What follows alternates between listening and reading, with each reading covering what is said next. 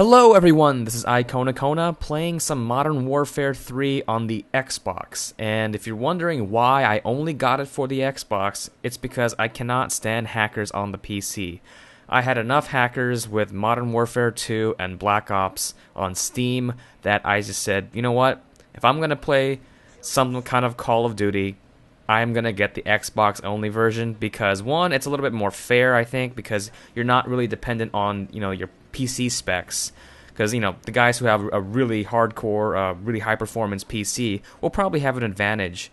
But with Xbox, everyone's on the same playing field, same controller, same hardware. It's really, I think, this kind of determines like the skill of the player because everything is pretty much at an even playing field in terms of the hardware used. That's why I like Xbox for this type of game. And yeah, hackers. I hate hackers. They just ruined the PC version for me, so I don't really play a lot of PC for Call of Duty. Now, some people have been calling this Modern Warfare 2.5 because it looks pretty similar to the previous Modern Warfare games, and I will admit it does look very similar, but that's because it's running on pretty much the same engine that it has for the last few years. Infinity Ward admitted that they are using pretty much the same engine. It's probably modified, just to accommodate the different animations and game types as well. But, that is actually, I think, the difference between something like Call of Duty and, let's say, Battlefield. With Battlefield 3, I think they really innovated in terms of technology. They were featuring that Frostbite 2 engine, the brand new engine that featured, animation, destruction, and all that cool stuff. And I think that's where they innovated in. Now, for Modern Warfare 3, what makes this game different is not so much the technology behind the game, but the ideas behind the game, such as this. This is a new game mode called Kill Confirm. So every time you kill someone, they're going to drop a dog tag, and in order to get points for your team, you have to go over there and actually get that dog tag to confirm the kill. It's a pretty interesting concept. It kind of gets rid of those campers and snipers who like to stay in the back and just pick people off. I've noticed that this game is a lot faster than Black Ops. Definitely a lot faster, a lot more gun-on-gun action, even though there's a whole bunch of kill streaks out there that, kill you from the air. There's like new types of kill streaks like strafing runs, little birds, that kind of thing.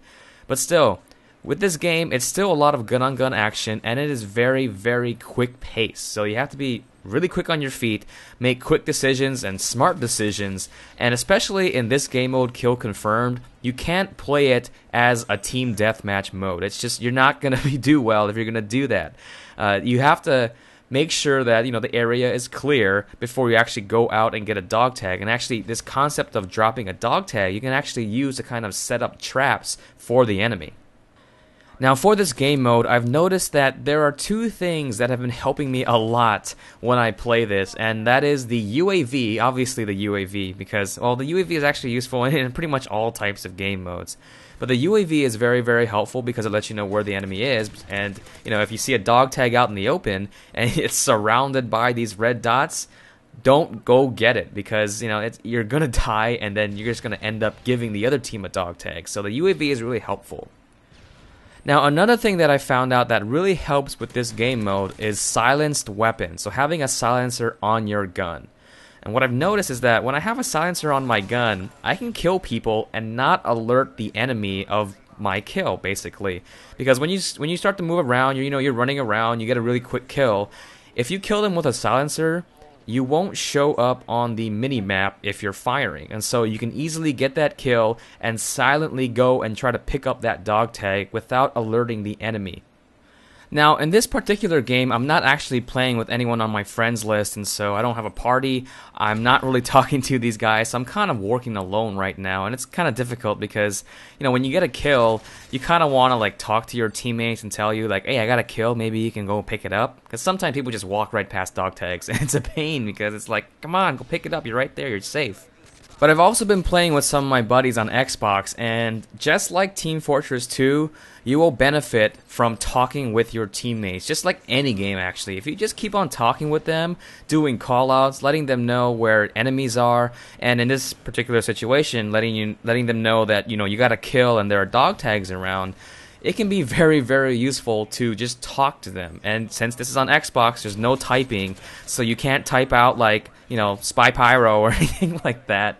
It's a really big advantage being able to talk with your teammates. So I highly advise that you guys try to talk as much as possible with your party, you know, making sure that everyone knows what's going on, you know, at least you have some sort of plan so that you can try and win the game. Now, I haven't been playing this game for that long, so I don't have all the unlocks, but I'm usually staying with the assault rifles because I'm most used to them. And I've noticed that, you know, this game is so fast that assault rifles and SMGs are probably the way to go. You know, I've seen a lot of people use them just because they're easy to use, but also because the maps, especially in a game mode like this, sniping is not going to help.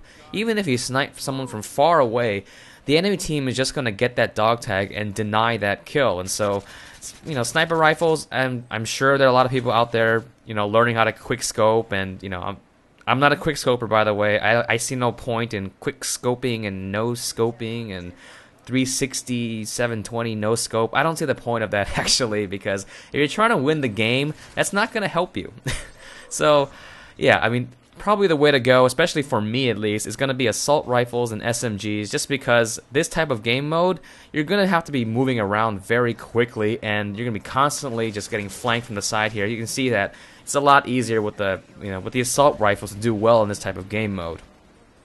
Now, there is another game mode that has been added to the game called Team Defender, which I haven't got a chance to play yet, but it seems pretty interesting. It's something to do with, you know, holding on to a flag, like you have to fight over a flag, and if your team has a flag, you get double points or something like that. I'm not exactly sure, but it seems like an interesting game mode. And again, like I said, this is where, you know, Infinity Ward and Sledgehammer Games, this is where they're going to be innovating it. It's the ideas behind the game, not so much the technology, because as you can see, visually, this pretty much looks like a standard Modern Warfare 2, right? I mean, visually it looks the same.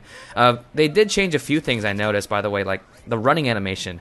I don't know about you, but whenever I'm running and I have the gun like swaying in front of me, it looks so weird. And when people are running, like when I see them running in third person, it just looks so weird to me, and I'm not used to that yet. But other than that, it's pretty much the same. It feels the same. And yeah, that's about it. But, you know, they're going to be innovating in game modes, and so I'm going to be trying out those two game modes, Kill Confirmed and Team Defender. So if you guys got the game, let me know what you think about the game. I know there's been a lot of criticism online and stuff like that, but let me know what you think about Modern Warfare 3. If you have it on Xbox, feel free to send me a friend request on Xbox at iKonakona. I was looking for people to play on Xbox with.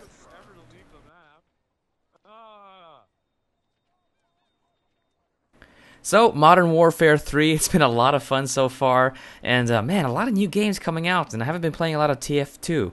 Maybe Valve should come out with TF3 because all of these Battlefield 3s and Modern Warfare 3s or something like that. If you're new around here and you enjoyed the video, you can click on that yellow button and subscribe to me. Also, two videos you may have missed. On the left, a new little mini-series of videos that I'm calling High 5 Fails, where I highlight my top fails in gaming. And on the right, some Demo Man on Steel. So I hope you enjoyed the video. Thanks for watching, and have a nice day.